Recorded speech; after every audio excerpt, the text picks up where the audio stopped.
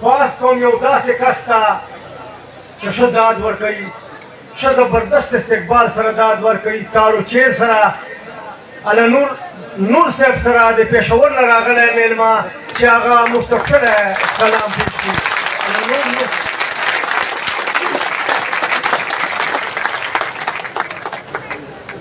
ډېره مننه د عبدالباسط سیماب صاحب، ډېره مننه کوو چې موږ یې بلنه راکړه او خبرې په مانا نه راځي. د غزل به در سره شریکمه چې دا چې خپلو کې بشر دي پښتانه، دا چې خپلو کې بشر دي پښتانه، ځکه هر ځای در په در دي پښتانه. دا منم چې ښکلی ټول انسانیت دی، دا منم چې ښکلی ټول انسانیت دی، خو په ښکلو کې بهتر دي پښتانه. دا منم چې ښکلی ټول انسانیت دی، خو په ښکلو کې بهتر دي پښتانه. او نن راځئ چې دوی په ښکلو کې پخلا کړو، نن راځئ چې دوی په ښکلو کې پخلا کړو، چې یو بل نه مرور دي پښتانه.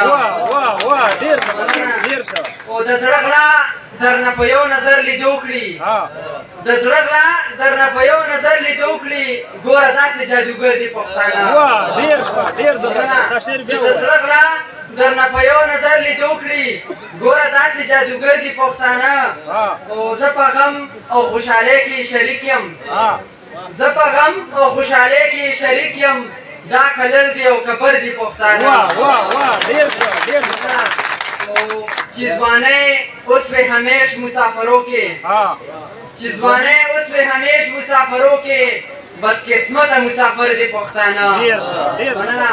او نوره دا چې په ټولګو تقسیم دي، نوره دا چې په ټولګو تقسیم دي، چاپجل کړي په هنر دي پښتانه. نوره دا چې په ټولګو تقسیم دي، چاپجل کړي په هنر دي پښتانه. او دغه نور شعرونه دي چې سبب پراته وي خدا څه ولاړ دي، سبب پراته وي خدا څه ولاړ دي، راشه په قبر مې واښه ولاړ دي. چې سبب پراته وي خدا څه ولاړ دي، راشه په قبر مې واښه ولاړ دي. او په اسلام جنګ دی خلک وتښتېدل، په اسلام جنګ دی خلک وتښتېدل، صرف یوازې پښتانه ولاړ دي.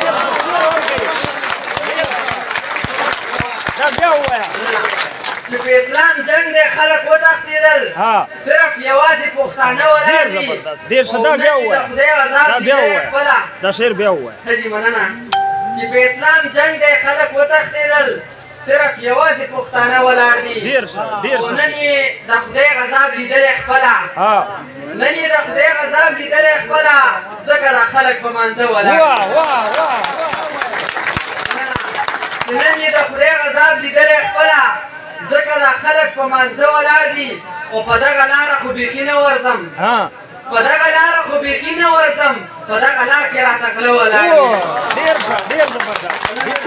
او نن د انسان نه پناه غوښتې حیوان، نن د انسان نه پناه غوښتې حیوان، نن مې په ټول وجود ویښته ولاړ دی. او چا چې وژلی یم په خپلو لاسو، چا چې وژلی یم په خپلو لاسو، په جنازه کې مې هغه ولاړ دی. چې چا چې وژلی یم په خپلو لاسو، په جنازه کې مې هغه ولاړ دی. او نوره عجبه شان کیسه شروع ده، نوره عجبه شان کیسه شروع ده، دلته ژوندو خلکو کې مړه ولاړ دی.